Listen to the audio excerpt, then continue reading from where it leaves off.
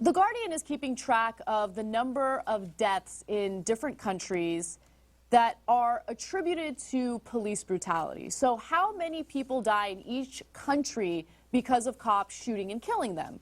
I think this is a really interesting analysis, and I should note that not every country is the same. Of course, there are different characteristics that make countries unique. So, for instance, in the United States, we have the highest homicide rate, and of course, we have the highest number of guns per capita, and so that does lead to a lot more violence, which could lead to more policing and more shootings.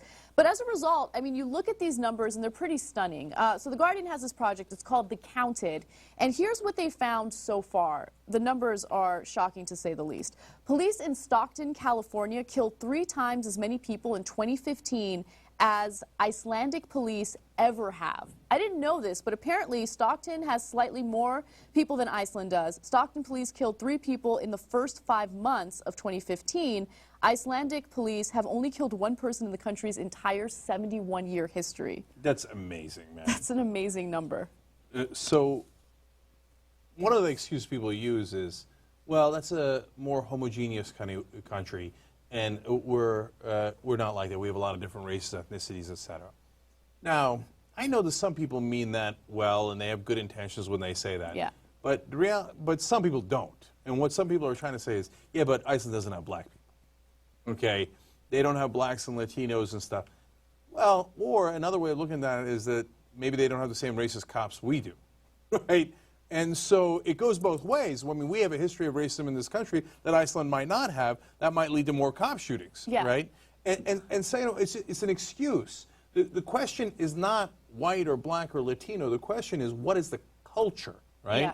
And in our culture, it's militarized. Yes. It's everybody's armed and dangerous, right? Whereas in a lot of European cultures, including in Iceland, their gut instinct isn't, I've got a bad guys here, I shoot him, I kill him, yeah. right? No danger to me, that's it, boom, put him down, put him down, put him down. That's not their culture, and that's why in 71 years, cops have only killed 1 person. I think that there are a lot of factors at play here, but the best explanation that I've read so far has to do with the fact that everyone is armed in the United States. And so there is this climate of paranoia that everyone feels. People feel it, which is why they shoot people right away as soon as they're on their front doorstep.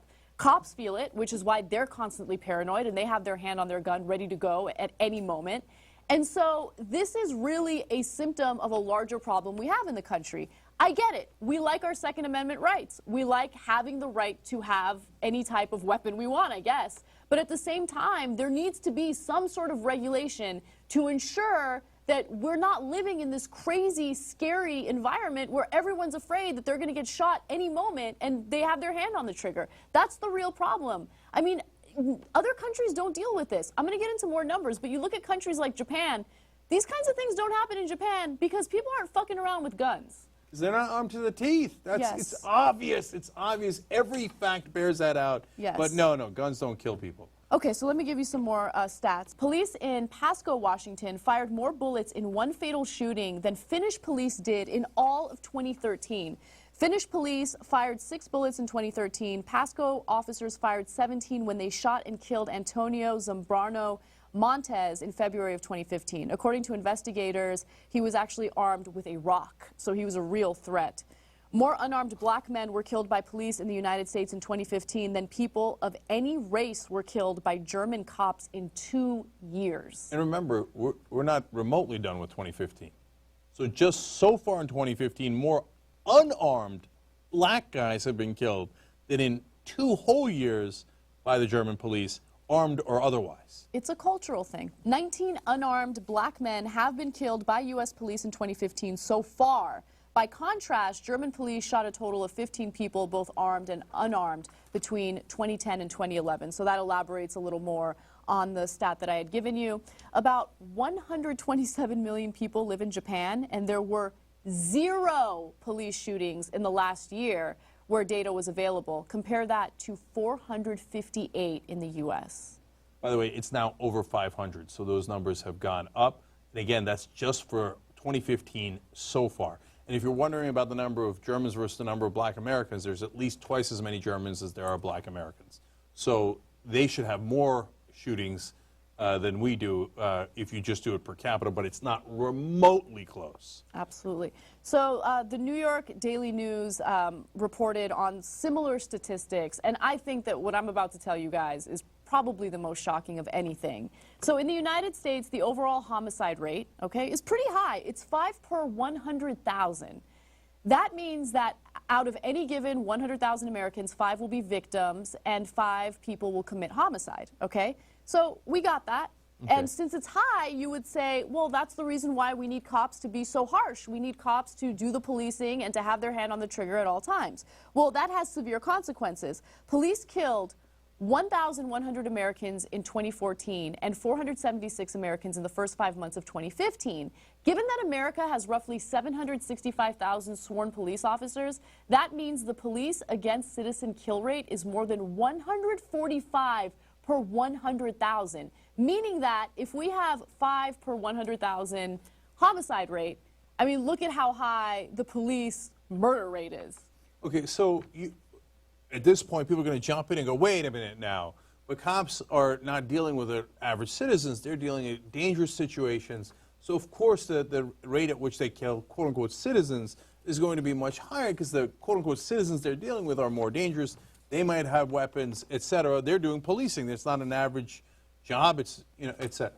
All right, so then you would say, all right, well, then let's see how it is compared to other countries. The other countries are going to have similar situations. We're not going to compare American police to Swedish nurses. Of okay, course. We're going to compare cops to cops. So let's do that comparison and see how it turns out. Yes. So the 2 most violent countries in the world right now are Venezuela and Honduras, with a national homicide rate of 54 and 90 per 100,000. So this is before we get to Europe, before we even get to the cops. The most violent places on earth are not as violent as U.S. cops on average.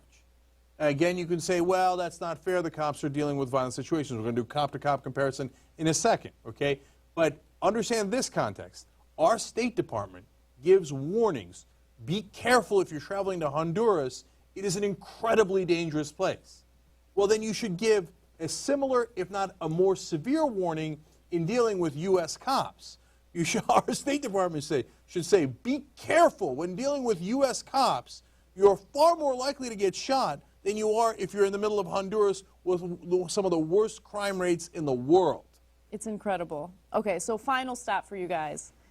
American police are killing citizens at a rate 15 times higher than police in Denmark and 90 times higher than police in England and Wales. That's the country we're living in right now. So for those who support the police in all these different police brutality cases that we talk about, just think about how this might not affect you at the moment, but how much it could affect you in the future. If not you, family members, friends, relatives, whatever it is. I mean, no one is really safe. When you live in a country where you could get shot within 2 seconds for playing with a toy gun, there's something wrong.